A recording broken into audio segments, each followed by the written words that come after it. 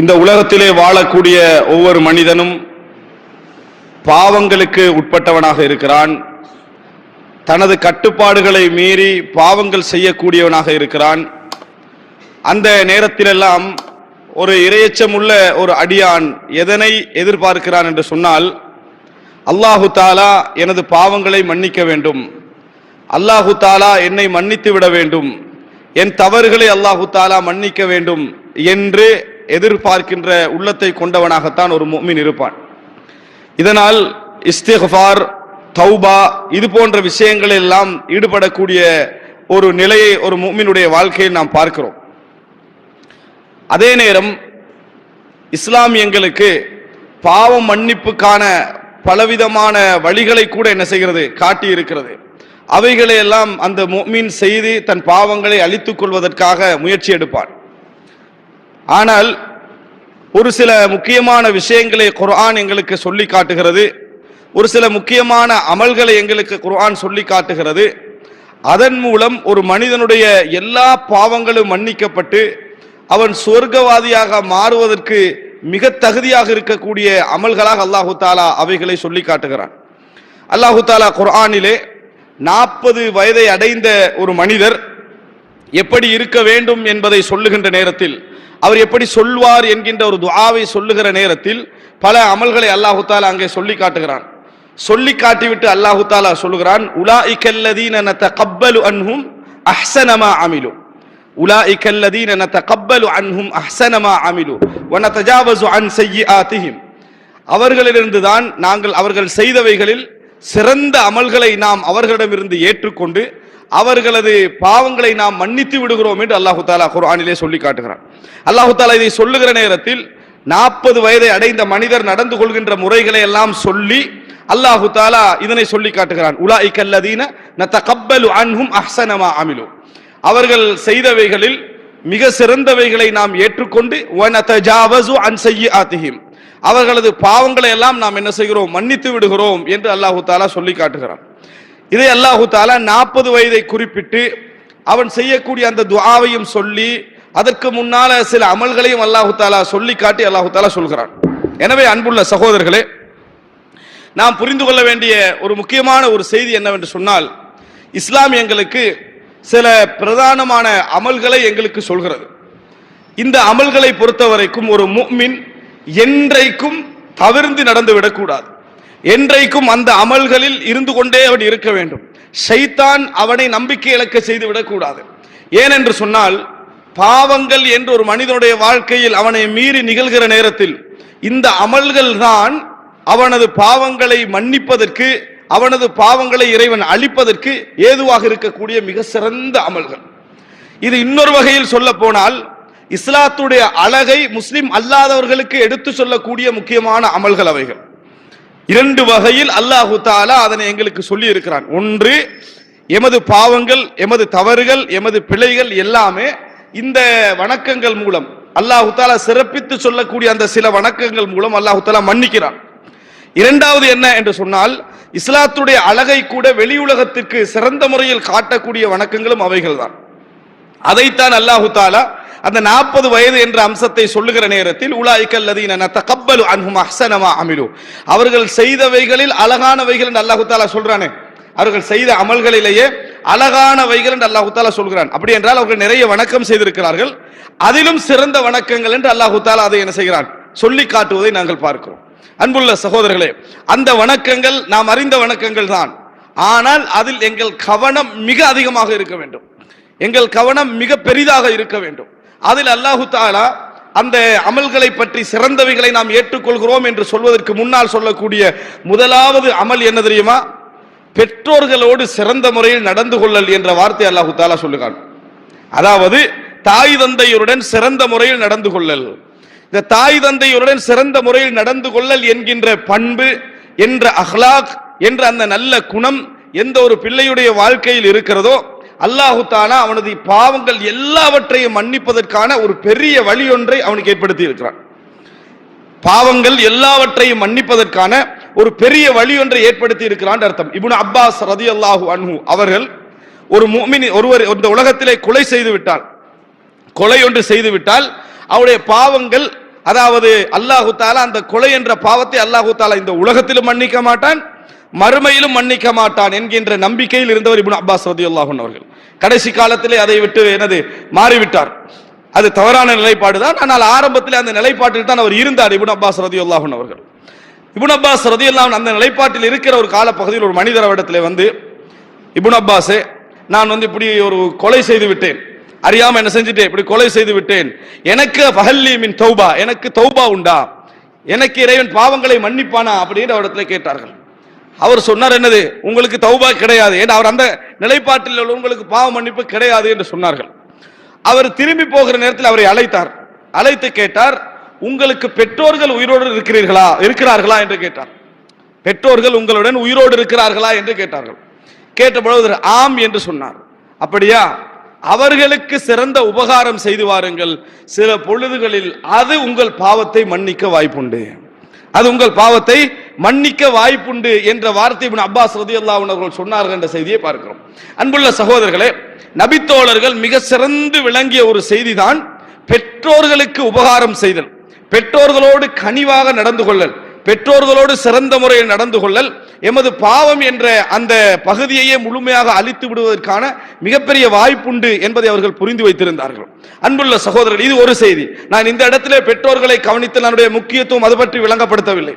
இதில் நாம் தெரிந்து கொள்ள வேண்டிய செய்தி, சில முக்கியமான அமல்கள், சில முக்கியமான வணக்கங்கள் எங்கள் அனைத்து பாவங்களை அப்படி அழித்து விடும். அதில் ஒன்றுதான் இந்த பெற்றோர்களை. நம்ம அந்த செய்தியெல்லாம் நிறைய படிக்கிறோம், நிறைய பார்க்கிறோம். ஒரு நாய்க்கு தண்ணீர் கொடுத்ததன் காரணமாக ஒரு மனிதருடைய பாவங்கள் மன்னிக்கப்பட்ட செய்தி படிக்கிறோம். அப்ப பெற்றெடுத்து வளர்த்த தாய்க்கு நாம் உபகாரம் செய்கிற நேரத்தில் நிச்சயமாக அந்த பாவங்கள் மன்னிக்கப்படும் என்பதில் சந்தேகமே கிடையாது என்பதை நாம் புரிந்து கொள்ள வேண்டும். அன்புள்ள சகோதரர்களே, அல்லாஹு தாலா இரண்டாவது அந்த அந்த அதாவது வணக்க வழிபாடுகள் விஷயத்திலே பொதுவாக சொல்லக்கூடிய மிக முக்கியமான இரண்டாவது அம்சம் என்ன தெரியுமா? அல் இஹ்சானு இலா ஹல்கில்லா, மற்றவர்களுக்கு உபகாரம் செய்தல், பிற மனிதர்களுக்கு, அதாவது கஷ்டப்படுகின்றவர்களுக்கு, வறுமையிலே இருக்கின்றவர்களுக்கு, வறியவர்களாக இருக்கின்றவர்களுக்கு, முடியாதவர்களாக இருக்கின்றவர்களுக்கு எந்த வகையிலாவது ஒரு உபகாரத்தை செய்து அவர்களை சந்தோஷப்படுத்த நினைத்தல் இருக்கிறதே, இது பெரும்பாலான எமது பாவங்களை எல்லாம் அழித்துவிடும், இல்லாமலாக்கிவிடும். பெரும்பாலான எமது பாவங்களை எல்லாம் இல்லாமலாக்கிவிடும். எது? பிறருக்கு நன்மை செய்தல், பிறருக்கு ஏதாவது நலவு செய்ய முயற்சித்தல். ரசூலுல்லாஹி ஸல்லல்லாஹு அலைஹி வஸல்லம் சொன்னார்கள், அஃதலுல் அமாலி அன் துத்கில ஃபீ அகீகல் முஃமினி சுரூரா. அமல்கள் எல்லாம் மிகவும் சிறந்த அமல் அப்படின்னு ரசூலுல்லாஹ் நிறைய சொல்வார்கள். அதிலே ஒன்று உங்கள் சகோதரனுடைய உள்ளத்தில் சந்தோஷத்தை நுழைவிப்பது. உங்களோட சகோதரனுடைய உள்ளத்திலே ஒரு மகிழ்ச்சியை உங்களால் நுழைவிக்க முடியுமா? அது அமல்கள் எல்லாம் மிக சிறந்த அமல் என ரசூலுல்லாஹி ஸல்லல்லாஹு அலைஹி வஸல்லம் அவர்கள் சொல்லி காட்டினார்கள். ஒரு சந்தோஷத்தை வர வைப்பது, ஒரு மகிழ்ச்சி அவருக்கு கொடுப்பது, இந்த மாதிரி ஒரு ஏற்பாடை நாம் செய்வோம் என்று சொன்னால், ஒரு உணவு, ஒரு உடை, ஒரு ஏதோ ஒரு சாதாரண உதவியின் மூலம் அவர் சந்தோஷப்படுவாராக இருந்தால், அந்த மாதிரி ஒரு உதவி செய்ய நாம் நினைப்போமாக இருந்தால், அதன் மூலம் நிறைய பாவங்கள் மன்னிக்கப்படும் என்ற செய்தியை நாம் என்ன செய்கிறோம், பார்க்கிறோம். அல்லாஹு தஆலா கூட காரூனுடைய பெருமை உச்சகட்டமாக இருக்கிற நேரத்தில் சொன்ன ஒரு உபதேசம் என்ன தெரியுமா? அஹ்சின் கமா அஹ்ஸனல்லாஹு இலைக், மற்றவர்களுக்கு உபகாரம் செய்து நடவுங்கள், அல்லாஹ் உங்களுக்கு எப்படி உபகாரம் செய்தானோ அது போன்று. அல்லாஹு தஆலா எப்படி உங்களுக்கு சிறந்த வாழ்க்கையை தந்து ஒரு அழகான வாழ்க்கையை அல்லாஹு தஆலா தந்திருக்கிறானோ, அது போல மற்றவர்களுக்கு நீங்கள் என்ன செய்யுங்கள், கொஞ்சம் கொடுங்கள், மற்றவர்களுக்கு கொஞ்சம் கவனியுங்கள், மற்றவர்களை கொஞ்சம் சந்தோஷப்படுத்துங்கள் என்ற வார்த்தை அல்லாஹு தஆலா குர்ஆனில் என்ன செய்கிறான், சொல்லி காட்டுகிறான். அப்ப அன்புள்ள சகோதரர்கள், இஹ்சானு இலா ஹல்கில்லா, அல்லாஹ் அதாவது ஏழைகளுக்கு, கஷ்டப்பட்டவர்களுக்கு, வறுமையில் உள்ள யாராக இருந்தாலும் சரி, அவர்களுக்கு ஒரு நல்ல உபகாரத்தை செய்ய நினைத்தல், செய்தல் என்பது எங்களுக்கு பாவங்கள் எல்லாவற்றையும் மன்னித்து விடுவதற்கு நிறைய வாய்ப்புண்டு. என்றால் ஒவ்வொரு முஃமினுடைய உள்ளத்திலும் தான் தவறுகள் செய்கிற நேரத்தில் இந்த பாவங்கள் மன்னிக்கப்பட மாட்டாதா என்கின்ற அவா இருக்கும், என்ற ஒரு கேள்வி இருக்கும். அவன் தௌபா செய்திருக்கலாம், இஸ்திக்பார் செய்திருக்கலாம், நிறைய வணக்கங்கள் செய்திருக்கலாம். ஆனால் அல்லாஹு தஆலா சில அமல்களை கோடிட்டு காட்டி இதன் காரணமாக அதனை ஏற்று பாவங்களை மன்னித்தோம் என்று சொல்கிறானே, அப்படிப்பட்ட அமல்களில் ஒன்று இந்த பெற்றோர்களுக்கு நலவு செய்தல். அடுத்த இஹ்சானு இலா ஹல்கில்லா, அல்லாஹுடைய அதாவது அல்லாஹுடைய படைப்புகள் எதுவாக இருந்தாலும் சரி, மனிதர்களாக இருக்கலாம், கால்நடைகளாக இருக்கலாம், உயிருள்ள ஜீவன். ரசூலுல்லாஹி ஸல்லல்லாஹு அலைஹி வஸல்லம் இடத்திலே கேட்கிறார்கள், எங்களுக்கு மிருகங்களுக்கு நலவு செய்வதிலும் எங்களுக்கு நன்மை உண்டா என்று கேட்டார்கள். அப்ப ரசூலுல்லாஹி ஸல்லல்லாஹு அலைஹி வஸல்லம் சொன்னார்கள், ஒவ்வொரு ஈரமான அதாவது ஈரக்குலைன்னு சொல்வார்களே, அது உள்ள ஒவ்வொரு உயிருக்கு நீங்கள் நன்மை செய்தாலும் சரி, உங்களுக்கு என்ன செய்து மறுமையிலே அல்லாஹ் தஆலாவிடத்தில் நன்மை உண்டு என ரசூலுல்லாஹி ஸல்லல்லாஹு அலைஹி வஸல்லம் அவர்கள் சொல்லி காட்டினார்கள். எனவே அன்புள்ள சகோதரர்களே, நாம் புரிந்து கொள்ள வேண்டிய மிக முக்கியமான செய்தி, பிற மக்களுக்கு நலவு செய்தல் என்பது, கஷ்டப்பட்டவர்களுக்கு உதவி செய்தல் என்பது எமது பாவங்களை எல்லாம் மன்னித்து விடும். மூன்றாவது அன்புள்ள சகோதரர்களே, எம் பாவங்கள் அழிக்கப்படுவதற்கு வாய்ப்புள்ள மிக முக்கியமான ஒரு அமல் விட்டு கொடுப்பு. விட்டு கொடுப்பு இருக்கிறதே, இந்த விட்டு கொடுப்பு என்பது நியாயமான இடத்தில் நடப்பதல்ல. விட்டு கொடுப்பு இவர் நின்றுதான் ஆக வேண்டும் என்றால் அது விட்டு கொடுப்பல்ல, அவர் நின்றே ஆக வேண்டும். ஆனால் இருந்தாலும் தனக்கு தகுதி இருந்தாலும், தனக்கு பொருத்தமாக இருந்தாலும், தனக்குரியதாக இருந்தாலும் வேண்டாம் என்று யார் விட்டு கொடுக்கிறாரோ அந்த இடத்தில் அவர் பெருமையை விட்டு கொடுக்கிறார். அவர் தன் பெருமையை இல்லாமலாக்கிக் கொள்கிறார். அல்லாஹ் ரப்பல் ஆலமீன் எங்கெல்லாம் ஒரு மனிதன் பெருமைக்கு எதிராக நடக்கிறானோ அல்லாஹ் தஆலா அதனை மிகவும் விரும்புவான். அல்லாஹ் தஆலா மிகவும் விரும்புவான். யார் பெருமையோடு இருக்கிறார்களோ அவர்களை அல்லாஹ் தஆலா விரும்ப மாட்டான். அல்லாஹ் தஆலா என்ன செய்கிறான்? குர்ஆனிலே நேரடியாக சொல்லி காட்டுகிறான். எனவே விட்டு கொடுப்பு செய்கிறார்களே, மன்னித்து விடுகிறார்களே, அந்த இடத்தை இது எனக்கு தகுதியாக இருந்தும் கூட எனக்கு வேண்டாம் என்று விட்டு கொடுத்து விடுகிறார்களே, அவர்களை அல்லாஹ் தஆலா என்ன செய்கிறான்? நிறைய மன்னிக்கிறான் என்பதை நாம் என்ன செய்கிறோம் பார்க்கிறோம். அல்லாஹ் தஆலா குர்ஆனிலே சொல்லி காட்டுகிறான். என்ன மறுமை என்ற சொர்க்கத்தை நாம் யாருக்கு ஆக்கி இருக்கிறோம் தெரியுமா? இல்லதீன லா யுரீதுன உலுவம் ஃபில் அர்தி வலா ஃபஸாதா. இந்த உலகத்திலே பெருமையோ ஃபஸாதையோ யார் விரும்பவில்லையோ அவர்களுக்காகத்தான் சொர்க்கத்தையே நாம் என்ன செய்கிறோம் வைத்திருக்கிறோம் என்று அல்லாஹ் தஆலா சொல்லி காட்டுகிறான். விட்டு கொடுப்பிலே அல்லாஹ் தஆலா நிறைய என்ன அதாவது மிகப்பெரிய கூலிகளை அல்லாஹ் தஆலா வைத்திருக்கிறான். அல்லாஹ் தஆலா குர்ஆனிலே சொல்லுகிற நேரத்தில் வல் ஆஃபீன அனின்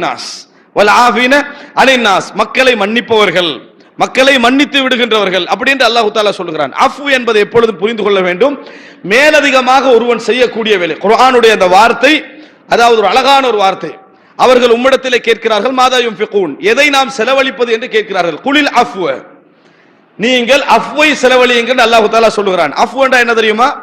மன்னிப்பு. இன்னொரு கருத்து என்ன தெரியுமா? மேலதிகமாக உள்ளவைகள், மேலதிகமாக உள்ளவைகளை செலவழியுங்கள் என்று அர்த்தம். மன்னிப்பை செலவழியுங்கன்னா ஒருத்தன் மேலதிகமாக கொடுக்கிறது, அது அவன் கடமை கிடையாது, அவனாக செய்வதற்கு தான் அஃப் என்ற பெயர். அது மன்னித்தாலும் சரி, பொருளாதாரத்தால் ஒருவன் கொடுத்தாலும் சரி, அல்லாஹ் தஆலா நீங்கள் எதை செலவழிக்க வேண்டும் என்று கேட்கிறார்கள்? மன்னிப்பை என்று நபியே நீங்கள் சொல்லுங்கள். முதலாவது மன்னிப்பை செலவழியுங்கள் என்று சொல்லுங்கள் என்று அல்லாஹ் தஆலா என்ன செய்கிறான்? குர்ஆனிலே சொல்லி காட்டுகிறான். எனவே அன்புள்ள சகோதரர்களே, இந்த இப்ப நான் சொன்ன முக்கியமான 3 அமல்களை நினைத்து பாருங்கள். இந்த 3 அமல்கள், அதாவது ஒன்று பெற்றோர்களுக்கு நன்மை செய்தல், 2 பிறரோடு சிறந்த முறையிலே நடந்து கொள்ள அவர்களுக்கு உபகாரம் செய்தல், 3வது விட்டு கொடுத்து மன்னித்து நடத்தல் என்பது இருக்கிறதே, இது மிகப்பெரிய ஒரு அருளை என்ன செய்யும்? கொண்டு வந்து சேர்க்கும். 4வது, அதுவும் பிரதானமான விஷயங்கள்ல மிக முக்கியமான ஒன்று, இந்த இஸ்லாம் மார்க்கம் இருக்கிறது. அதாவது நான் சொல்வதுதான் வரையறை என்பது அர்த்தம் அல்ல, நிறைய செய்திகள் இருக்கின்றன. ஆனால் மிக முக்கியமானதை நான் தேர்ந்தெடுத்து சொல்கிறேன். இந்த இஸ்லாம் மார்க்கம் இருக்கிறது, இந்த தீனுல் இஸ்லாத்தை அதில் ஒரு களங்கம் வராமல், இந்த தீனுல் இஸ்லாத்தின் மீது ஒரு களங்கம் வராமல், அதுக்கு ஒரு களங்கத்தை அடையாளமாக கொடுக்காமல் தனது வாழ்க்கை அதற்கு அர்ப்பணிக்கிறார்களே, அவர்களுக்கு அல்லாஹ் தஆலா அந்த பாவங்களை மன்னிக்கிறான். இந்த அடிப்படையில் தான் ஷஹீதுக்கும் பாவம் மன்னிக்கப்படுகிறது. அதுல மட்டுமல்ல, ஆனால் அந்த வார்த்தையுடைய அர்த்தம் என்ன தெரியுமா?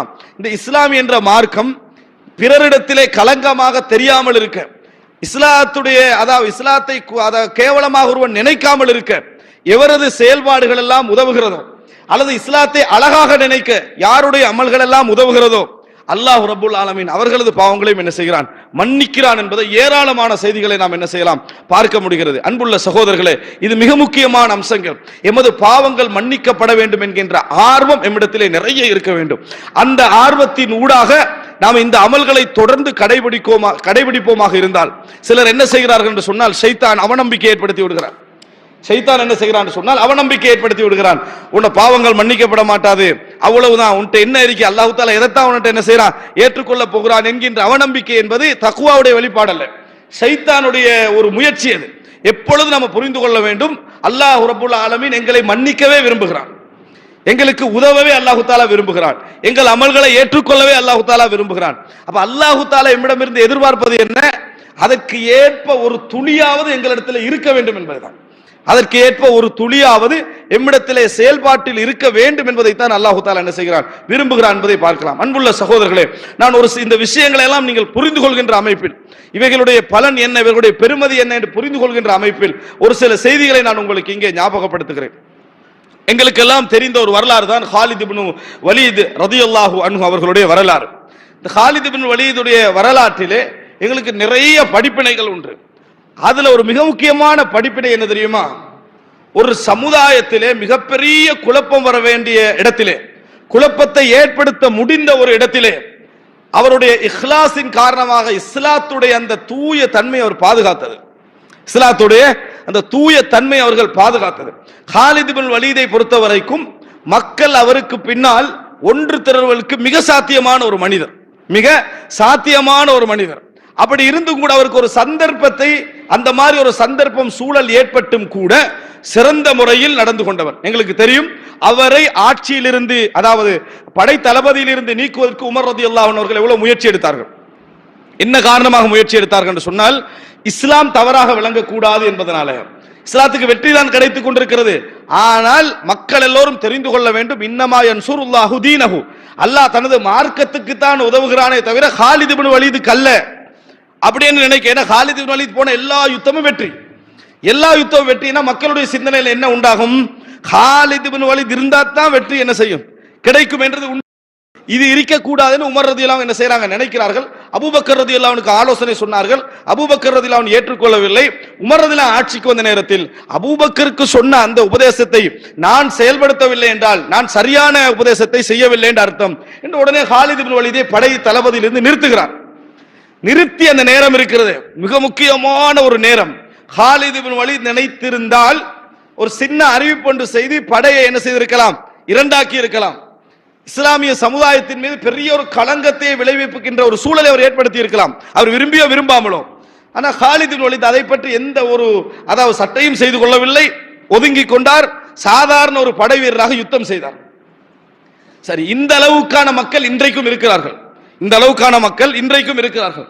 ஆனால் அதையும் தாண்டி செய்த ஒரு நிலை அவரிடத்தில் இருந்தது. இதெல்லாம் முடிந்த பின்னால் அவர் மரணிக்கிற நேரத்தில் அவரிடத்திலே கேட்கிறார்கள், அவரிடத்திலே அதாவது ஜனாசாவுக்கு ஒரு நபித்தோழர் வருகிறார். அந்த நேரத்தில் அவர் கேட்கிறார்கள், எப்படி உமர் என்ன செய்கிறார், உமர் எப்படி இருக்கிறார் அப்படின்னு கேட்கிறார். இவர் சக்கராத்துல அந்த நெருங்கி கொண்டிருக்கிற நேரம். அப்போ சொல்றாங்க, சிறந்த முறையில் ஆட்சி செய்து கொண்டிருக்கிறார் அப்படி என்று சொல்ற விளக்கத்தை அவர்கிட்ட சொல்றாங்க.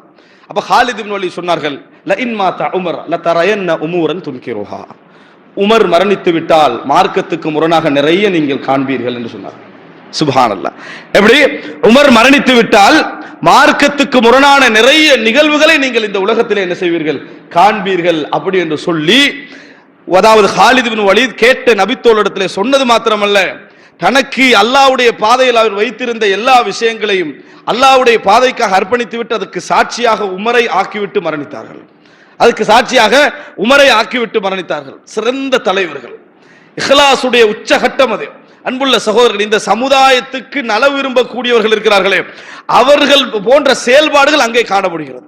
அந்த பழைய நிகழ்வை வைத்து எந்த ஒரு விஷயத்தையும் அவர் உருவாக்க நினைக்கவில்லை. அதுவும் சரி இதுவும் சரி என்று நினைத்தார்.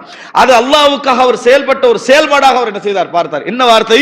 ல இன் மாத உமர் லதரயன்ன உமூரன் துன்கிருஹா, உமர் மரணித்தால் நீங்கள் மார்க்கத்துக்கு முரணான நிறைய விஷயங்களை காண்பீர்கள் என்று சொன்னார்கள். அப்ப ஹாலித் இப்னு வலீத் புரிந்து கொண்டார், என்னை நீக்கியதற்கு காரணமே என் மீது உள்ள பகைமையோ கோபமோ குரோதமோ அல்ல, இந்த தீன் பற்றிய நம்பிக்கையில் குளறுபடி என்ன செய்யக்கூடாது, வரக்கூடாது என்பதுதான் காரணம் என்பதை யார் புரிந்து கொண்டார்கள்? அதாவது ஹாலித் இப்னு வலீத் ரலியல்லாஹு அன்ஹு அவர்கள் புரிந்து கொண்டார்கள். அன்புள்ள சகோதரர்களே, நாம் நினைக்கிறோம் நாம் செய்கின்ற தௌபாக்கள், நாம் செய்கின்ற இபாதத்துக்கள் இவைகள் மாத்திரம் எம்மை அழித்து எமது பாவங்களை அழித்து விடும் என்று அல்ல. இது போன்ற சில செயல்பாடுகள், இது போன்ற சில வணக்கங்கள், சில இபாதத்துக்கள் அல்லாஹ்விடத்திலே எங்கேயோ அது கொண்டு போய் வைத்துவிடும். ரசூலுல்லாஹி ஸல்லல்லாஹு அலைஹி வஸல்லம் சொன்னார்கள், ஒரு மனிதர் சொல்லக்கூடிய ஒரு வார்த்தை, லா யுல்கி லஹு பாலா, லா யுல்கி லஹா பாலா, அதுக்கு எந்த ஒரு கவனம் அவர் கொடுத்திருக்க மாட்டார். ஆனால் அல்லாஹ்விடத்தில் அது மிகப்பெரிய நன்மை உண்டாக்கி அவரை சொர்க்கத்துக்கு கொண்டு போய் என்ன செய்துவிடும், சேர்த்து விடும். சில வார்த்தைகள் சொல்வார்கள், லா யுல்கி லஹா பாலா, அதுக்கு எந்த ஒரு கவனத்தை அவர் செலுத்தி இருக்க மாட்டார், ஆனால் நரகத்துக்கு கொண்டு போய் சேர்த்து விடும் என ரசூலுல்லாஹி ஸல்லல்லாஹு அலைஹி வஸல்லம் அவர்கள் சொன்னார்கள். எனவே அன்புள்ள சகோதரர்களே, ரசூலுல்லாஹி ஸல்லல்லாஹு அலைஹி வஸல்லம் சொன்னது போல, வலா தஹ்கிரன்ன மினல் மஅரூஃபி ஷைஆ, நன்மையான விஷயங்கள் எதுவாக இருந்தாலும் அதை அற்பமாக பார்க்க வேண்டாம். அதை அற்பமானது, சிறியது, இதுல நம்மளுக்கு என்ன கிடைக்க போகிறது என்று பார்க்க வேண்டாம் என்று ரசூலுல்லாஹி ஸல்லல்லாஹு அலைஹி வஸல்லம் அவர்கள் உபதேசம் செய்தார்கள். எனவே அன்புள்ள சகோதரர்களே, இந்த செய்தி ஹாலித் இப்னு வலீத் ரலியல்லாஹு அன்ஹுடைய செய்தி எங்களுக்கு சொல்ல வேண்டிய மிக முக்கியமான ஒரு படிப்பினை என்ன தெரியுமா? அல்லாஹ் ரப்புல் ஆலமீன் இந்த உலகத்திலே நன்மை தரக்கூடிய விஷயங்கள் என்பது நாம் உடலால் செய்யக்கூடிய விஷயங்கள் மாத்திரமல்ல, எமது உள்ளத்திலே இருக்கக்கூடிய அந்த இஸ்லாத்தை பற்றிய விருப்பம், இஸ்லாத்துக்கு நாம் கொடுக்க வேண்டிய அந்த மரியாதை, அந்த கண்ணியத்தை பாதுகாப்பதற்கு நாங்கள் எடுக்கின்ற முயற்சி, இவைகளெல்லாம் பெரும் கூலி அல்லாஹ் தஆலா வைத்திருப்பான். அன்புள்ள சகோதரர்களே, சில பொழுதுகளில் நாம் செய்கின்ற செயல்கள் மிக சின்னதாக இருக்கும், அற்பமாக இருக்கும். ஆனால் மலை போன்ற இஹ்லாஸோடு அதை செய்வீர்கள் என்று சொன்னால், அதை செய்வோம் என்று சொன்னால், அதற்கு அல்லாஹ் ஏற்படுத்துகின்ற விளைவுகள் அதிகம். அதன் மூலம் சாதாரண விஷயமாக இருக்கும், ஆனால் பெரிய ரிசல்ட்டுகளை அல்லாஹ் இந்த உலகத்தில் அதன் மூலம் ஏற்படுத்தி இருப்பான். ஆனால் பெரிய விஷயங்கள் செய்திருப்போம், அதுக்கு கொஞ்சமான இஹ்லாஸ் தான் எங்களுக்கு இருந்திருக்கும். சில பொழுது இஹ்லாஸே இருந்திருக்காது. எந்த மாற்றமும் இந்த சமுதாயத்தில் இருக்காது. இஹ்லாஸுக்கு இறைவன் கொடுக்கக்கூடிய மிகப்பெரிய கூலி அது. இஹ்லாஸோடு நாம் செய்யக்கூடிய சில சின்ன விஷயங்கள் கூட பெரிய தாக்கத்தை இந்த சமுதாயத்தில் என்ன செய்யும், ஏற்படுத்தும். எனவே அன்புள்ள சகோதரர்களே, இவைகளை எல்லாம் உணர்ந்து இதை எமது வாழ்க்கையிலே செயல்படுத்தி எமது பாவங்கள் அளிக்கப்பட்ட மக்களாக அல்லாஹ் ரப்புல் ஆலமீன் எம்மனைவரையும் ஆக்கி அருள் புரிவானாக.